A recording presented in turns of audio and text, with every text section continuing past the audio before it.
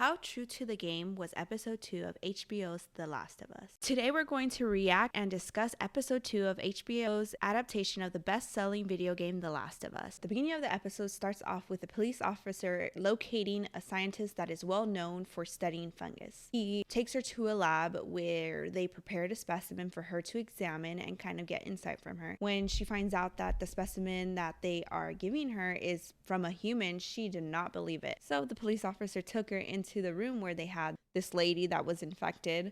The scientist was terrified when she pulled out the fungus from the throat, and as well as when she's waiting to talk to the officer, how her hands are shaking as she's trying to drink this tea. Imagine studying something for so long in your life and you know everything about it, and it infected a human which you believed was impossible. I really enjoyed them adding this to the episode. You don't really get a lot of background in the game, and this kind of sets up how it all began and gives a little insight of like why they bombed the city. And I think it just really highlights how serious this is when he's asking her for a vaccine or medicine, and she's like, there's nothing, you just need a bomb and kill everyone because it's just gonna keep spreading. So then we go into present day where they finally made it outside of the compounds. They're in the city, and let me tell you how beautiful it was just seeing how advanced our technology is and how they CGI and edited graphics, all that, like to make it look that beautiful,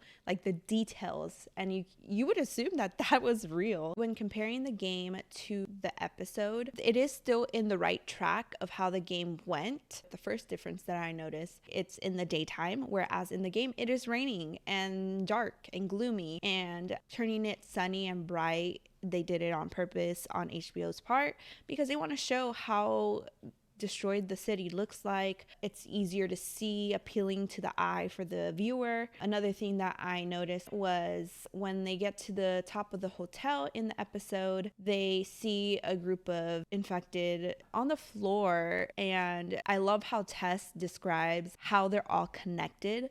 The fungus also grows underground. Long fibers like wires, some of them stretching over a mile. You step on a patch of cordyceps in one place, and you can wake a dozen infected from somewhere else. Now they know where you are.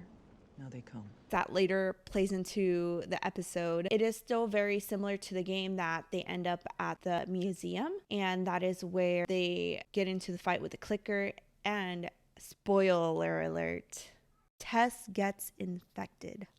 Obviously, at the time, Joel doesn't know yet. It still happens the same way that the game does it. She still hides it. Another difference, they had Ellie also get bitten while they were in the museum, and in the game she's only gotten bitten once, right? The initial 3 weeks before. I think the reason why HBO decided to have her get bitten by a stalker was they want to show how Tess's bite progresses in the short amount of time and how Ellie's arm still has not changed, to show that Ellie's the real deal. She is the cure to all of this. Once they get out, they get to the rooftop and Joel and Ellie talk, and they talk about the view.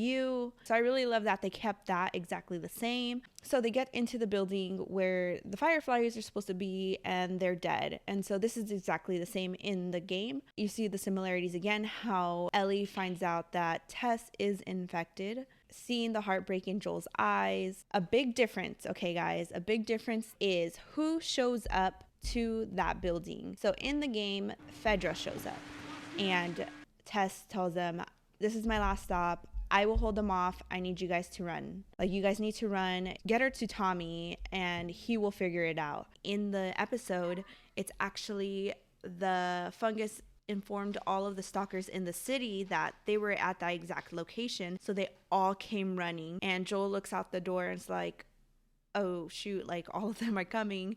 And Tess is like, I will hold them off, and starts like spilling gas, getting all the grenades, like gonna blow up the building so that they don't come after Joel and Ellie. And I think that was a lot more powerful because Tess didn't want to turn into one of the stalkers, so she was gonna go out her way. As you can see how terrified Tess is. Her eyes are terrified, and when the stalker comes up to her and like transfers that disgusting fungus into her mouth, but she still was able to blow up the building and stop the stalkers going after Joel and Ellie. In the game, she says, take him to Tommy. He'll know what to do with Ellie. Whereas in the episode, she tells him, take him to Bill and Frank. They're going to know what to do. So we know to look forward to Frank and Bill in the next episodes, and Tess did bring them up, so I'm super excited to see a little bit more of their relationship, because I know in the game Frank was dead and left like a note. That will be exciting to see. But yeah, overall the episode was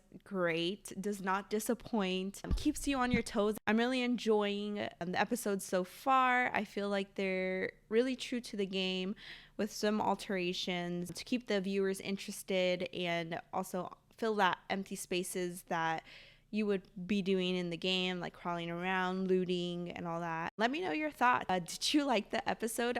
Do you hate the changes that they made? Did you want the Fedra to show up rather than the stalkers? Thank you guys so much for watching. Don't forget to like and subscribe if you really enjoyed this content. And we'll be back next week with episode 3. Bye.